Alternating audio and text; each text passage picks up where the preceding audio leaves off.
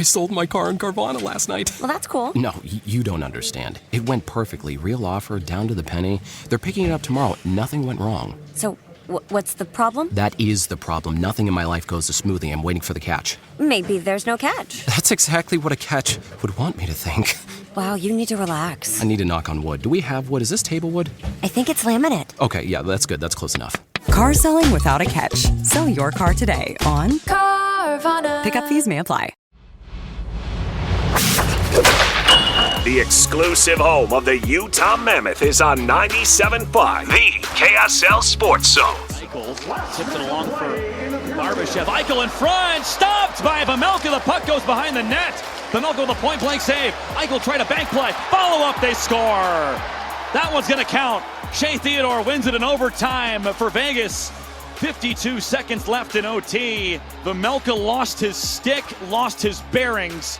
Eichel won a battle below the goal line, fed it in front, and Shea Theodore rifled it through a crowd and hit the back of a yawning cage. 97.5, the KSL Sports Zone.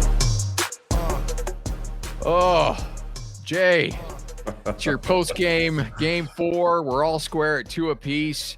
That's playoff hockey right there. You're just on the edge of your seat and you feel every emotion. You're down 3-0. You're up 4-3. It's tied 4. You're nearly going on 3-on-3.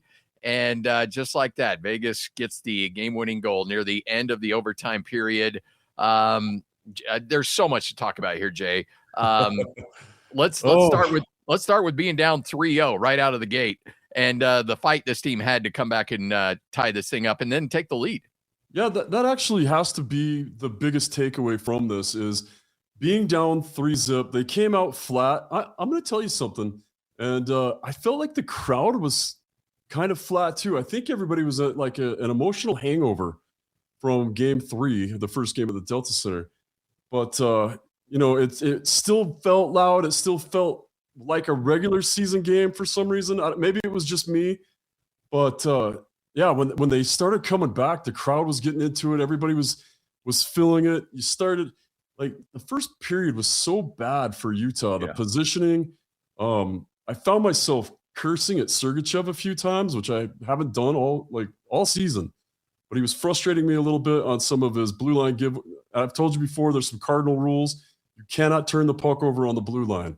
And there was a lot of that going on in the first period. Second period starts, and you start seeing better play. And you see not at the beginning of the second period, obviously, because they give up a goal right away. But then you start seeing better play. You start seeing when a young team typically panics when they're down 3-0. But to see them fight back and they started getting their structure back. They started getting more offensive zone time, more in the third period than in the second period. But it was starting to look like Utah really had a chance, and they honestly started taking over some of the game in the late second, early third periods. Really impressed. Veggie looked like he was playing pretty well. Man, I told my son, I'm like, I know this is a stupid comment, but man, this game's important. I know they're all important, but this game's important. It's either 3-1 or it's 2-2, and 2-2 going back to Vegas gets me a little scared. Yeah, you give up your home ice advantage now. It's best of 3, and Vegas has 2 of them at home. So obviously it was a tough way to lose. You're up 4-3, and I like to compare a lot to football and basketball, and it just felt like time of possession really favored Vegas. When it was 4-3, Utah couldn't clear, and Vegas just parked themselves in that offensive zone and finally ended up getting a goal. And that's ultimately what happened in overtime too. Utah just couldn't clear, and Vegas just had a lot of opportunities in their offensive zone.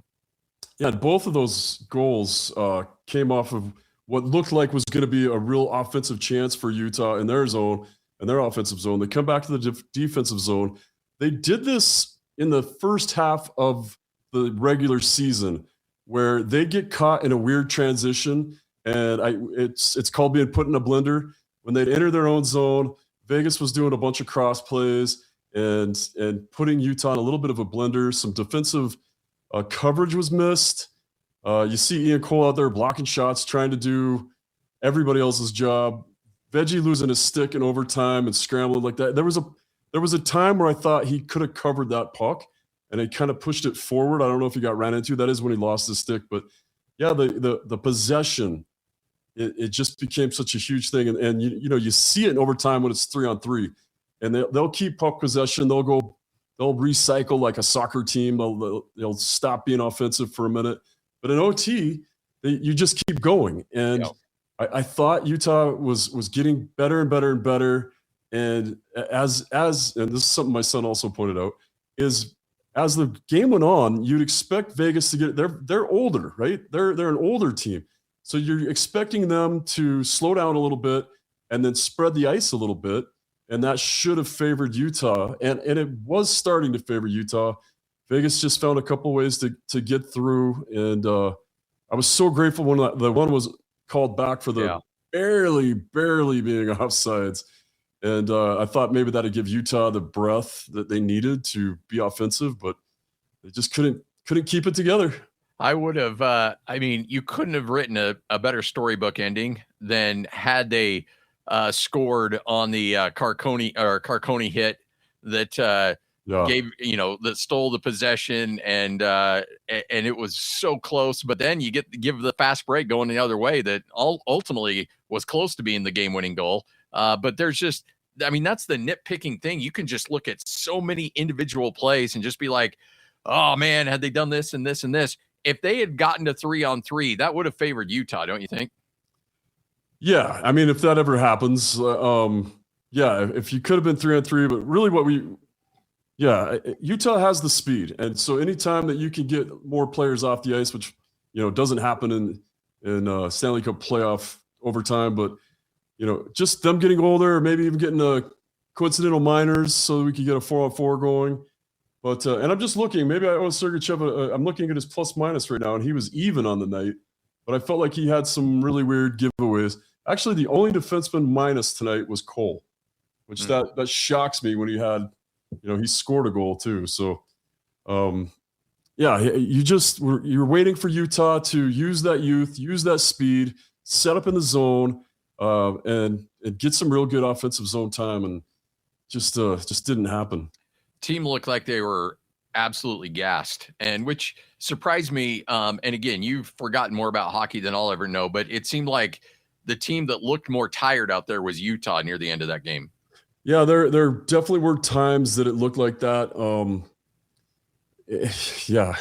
I'm just trying to think. There were a couple times where even Keller, I'm trying to remember exactly who it was, but Keller's coming down on the left side, and he just looked like he was gassed, and he hadn't been out.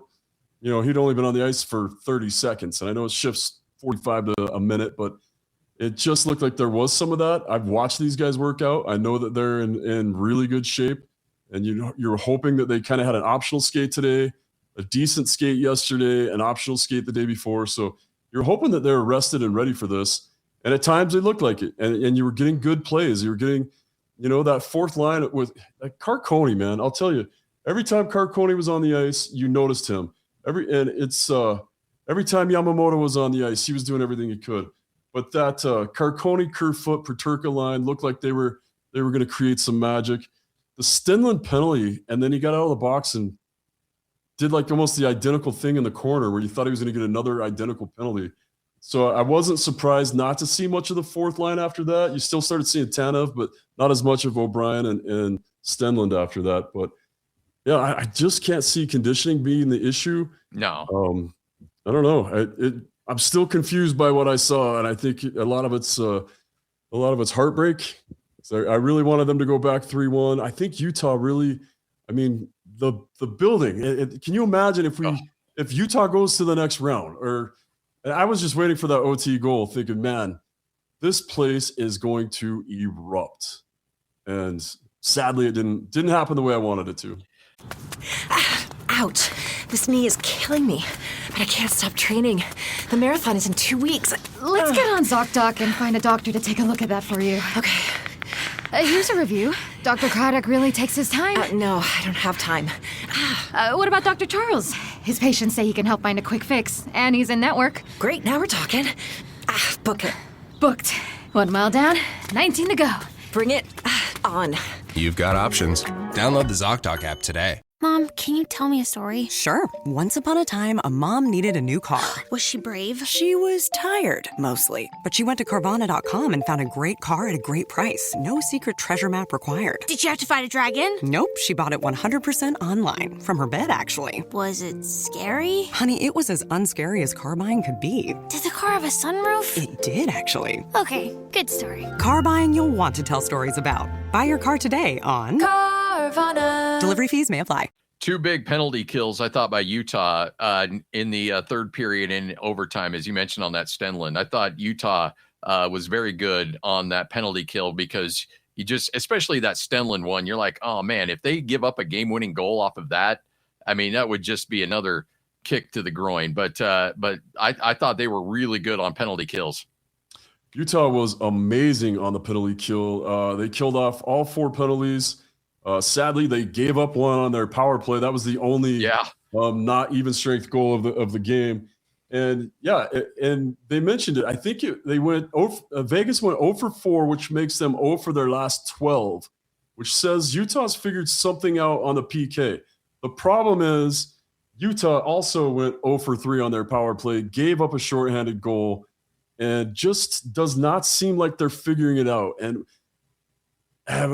maybe I shouldn't say this out loud, but I thought they figured it out when Barrett Hayton got hurt and they put Kerfoot in. I thought that was a better fix. They started scoring. They scored like 8 out of 10 games, and it just dried up in the playoffs. And as a guy, I'll admit this, a couple years ago, I was a Golden Knights fan, and I would watch the Golden Knights, and I'd watch every year in the playoffs. They'd stop scoring, and they'd go 0 for the tournament on penalties, on power plays.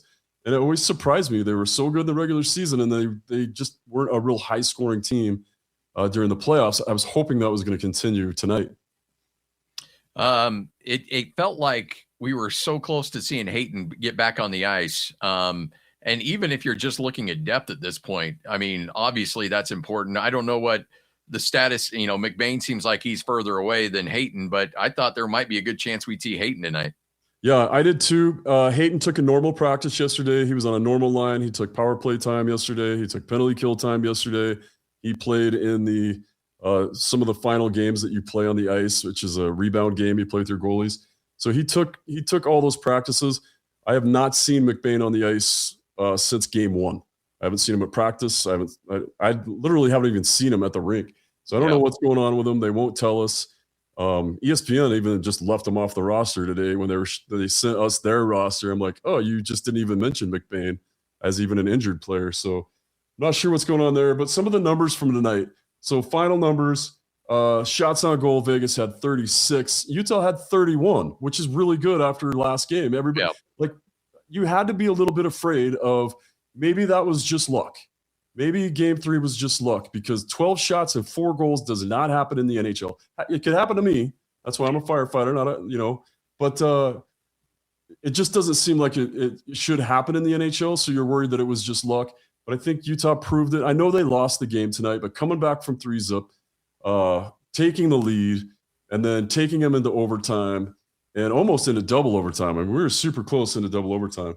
But Vegas only had 6 penalty minutes. Utah had 8. Face-offs were basically 50-50. Utah, once again, for the second game in a row, out-hit Vegas 58-42. That's got to surprise everybody. 58's a big number, and a 16 hit advantage is a big number too. Huge, and nobody expected that, and it was working for Utah. They were keeping Vegas to the boards. They were keeping Vegas away from the puck until Vegas got a lot of really good looks in overtime. Utah blocked a lot of really good shots. Speaking of blocks, Utah had 21 blocks. Vegas had 22.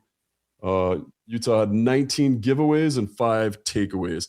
I think that takeaway is low. I thought in the first period, in the second period, they probably had 10 takeaways in the offensive zone where they just wouldn't let Vegas clear their zone. You saw them come back and stick check a few guys. So I thought they had way more takeaways than that. But number-wise, Utah was equal. This is not a 1-8 series. This is not a division champion against the wild card. This seems to be an equal matchup, and it shows. Where the stats were almost equal. had to go to overtime, almost double overtime, and now it's 2-2 going back to Vegas. And you're right, it's a best of 3. And man, I liked Utah's chances most of this game. And I got to tell you, going back to Vegas 2-2 does scare me a little bit. Yeah.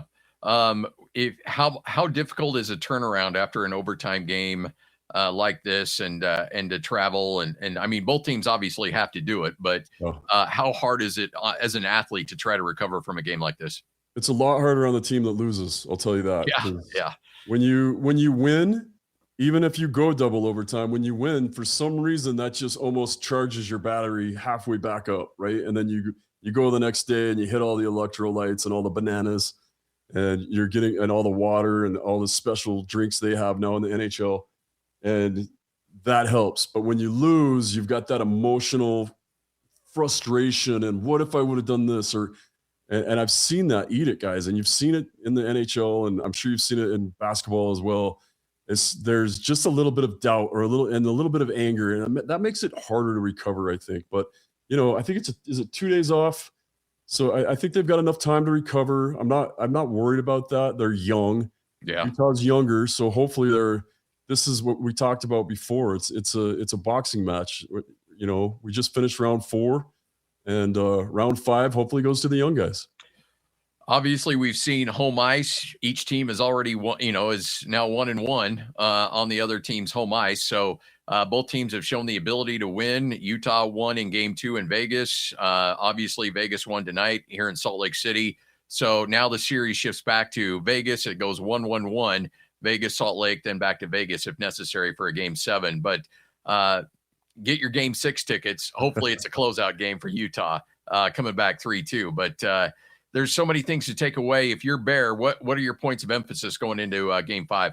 Number one is better passing. Yeah. Even on their, I don't want to pick on Sergachev too much, but even on the power play, there were some, they do that slingshot zone entry and they dropped that pass back and it was a turnover and it was just lazy passing. And I just saw some bad blue line turnovers, and I know Bear is going to work on that in practice.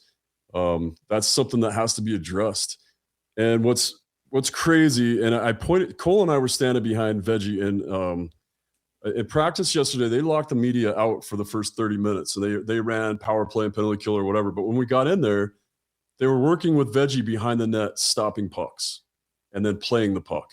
So on the rims, he'd get behind, stop the puck, and then play the puck. They were working on him passing because I think they saw that was a weakness and they wanted to get him a little bit more practice. And then you saw the same thing. He went back to play the puck, a bunch of confusion.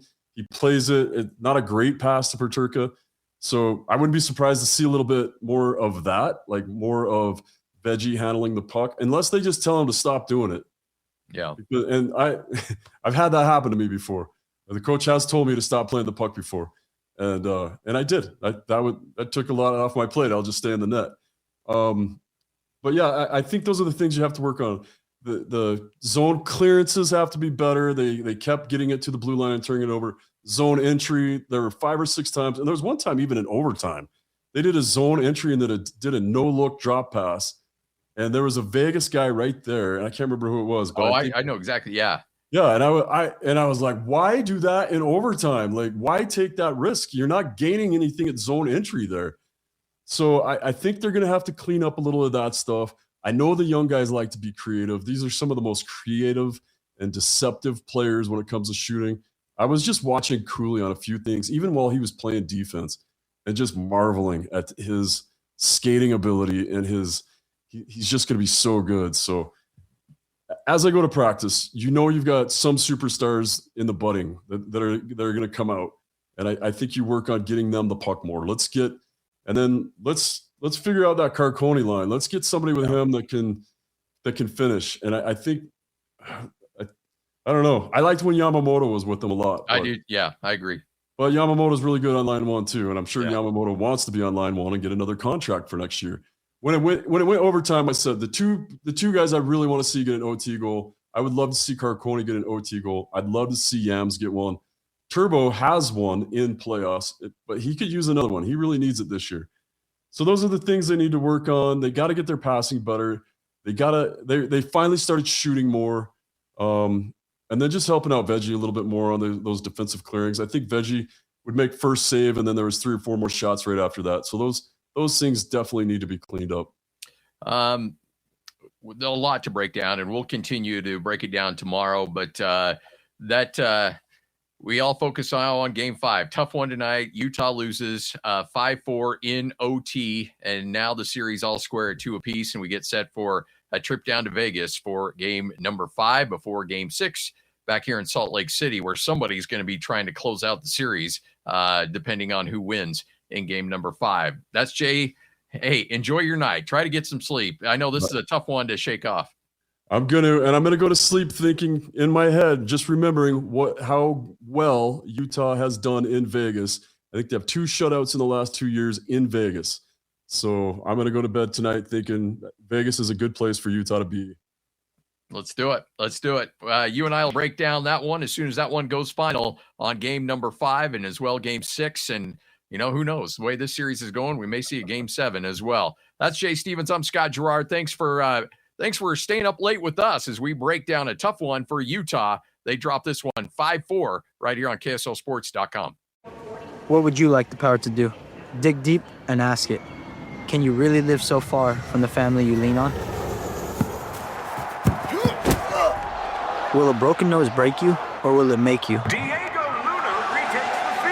Bank of America champions U.S. men's national team player Diego Luna, and everyone who dares to ask, what would you like the power to do? Bank of America, proud to be the official bank of U.S. Soccer and FIFA World Cup 2026. Bank of America N.A., member FDIC.